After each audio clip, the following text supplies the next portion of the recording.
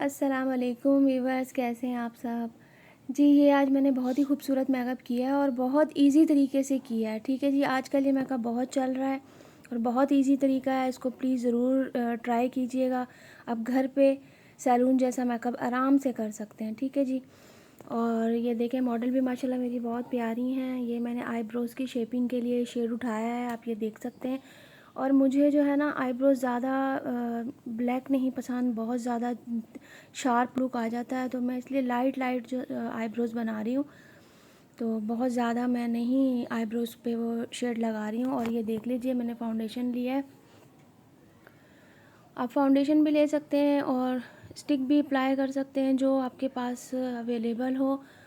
और बस आपको काम करना आना चाहिए। ब्रश देख लें, छोटा सा ब्रश है और ये मैं आईब्रोज़ के साथ आहिस्ता आहिस्ता लेकर आ रही हूँ। ठीक है, ये मेकअप बहुत ही मतलब इजी तरीके से मेकअप है और ये मेकअप बहुत चल रहा है। बड़े बड़े सैलून्स में यही मेकअप किया जाता है। तो ये आप अगर सीख लें तो आप घर पे आसानी से इजीली कर सकते हैं। अब ये ईटीट वालों का फेस पाउडर है, ये मैं फेस पाउडर अप्लाई कर रही हूँ। आप लूज़ पाउडर है तो लूज़ पाउडर भी, लेकिन जो लूज़ पाउडर है या फेस पाउडर है, ये इसको आपने बहुत अच्छे से जो है ना अप्लाई करना है।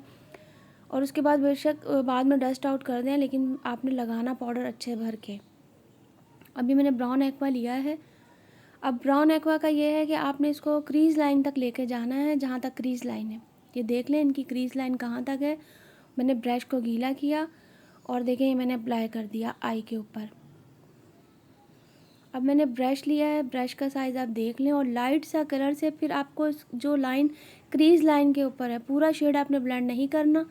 क्रीज़ लाइन के पास जो इसकी लाइन आ रही है उसको आपने सिर्फ ब्लेंड करना है कि लाइन जो नज़र आ रही है ये ख़त्म हो जाए।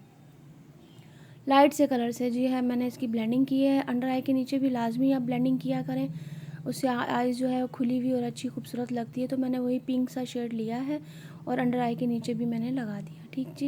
ठीक है जी, ये देख लें। और अब ये ग्लिटर है, प्रेस ग्लिटर है, इसके लिए सीलर की ज़रूरत नहीं होती। ये ब्यूटी वर्ल्ड वालों का ग्लिटर है और ये देख लें कितना खूबसूरत लग रहा है और ये झड़ता भी नहीं है। आप इसको अप्लाई करेंगे बाद में, ऐसा नहीं है कि ये झड़ जाएगा, ऐसा नहीं है। इसके लिए आपको सीलर की ज़रूरत नहीं है। सीलर के साथ अगर आप ग्लिटर लगाते हैं तो बहुत ज़्यादा जो है ना वो अजीब सा मतलब वो लगने लग जाता है थोड़ी देर के बाद, जब सीलर ड्राई होता है। तो इस पे ये कि ऐसा कोई चक्कर नहीं है, आप इसको आसानी से इजीली अप्लाई कर सकते हैं। ये प्रेस ग्लिटर है, ब्रश से जो है मैंने इसको अप्लाई किया है और ये बहुत अच्छे से अप्लाई हो गई है। तो ब्राउन शेड के ऊपर, जब आप ब्राउन शेड होता है उसके ऊपर कोई लाइट कलर का ग्लिटर लगाएंगे वो बहुत अच्छा नज़र आएगा। ठीक है, इसलिए ब्राउन शेड जो है एक्वा यूज़ किया जाता है। अब मैंने लाइनर लगा दिया है और ये हाइलाइटर है, ये इनर कॉर्नर पे मैं लगा रही हूँ। और ये देख लीजिए इनर कॉर्नर पे मैंने अप्लाई किया है। और ये देखें आईब्रो पे यूज़ कर रही हूँ हाइलाइटर। और आपके ये चॉइस है, कुछ लोगों को हाइलाइटर ज़्यादा पसंद होता है, कुछ को कम पसंद होता है। तो जो आपको अच्छा लगे आप वैसे कर सकते हैं काम।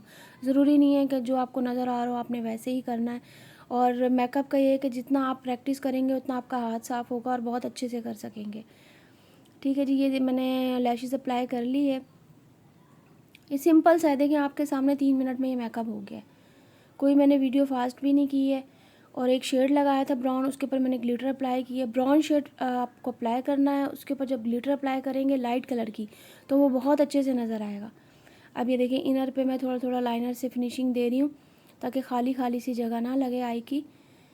तो ये देख लीजिए और प्लीज़ मेरी वीडियो को लाइक, शेयर और सब्सक्राइब कीजिए। अल्लाह हाफिज़।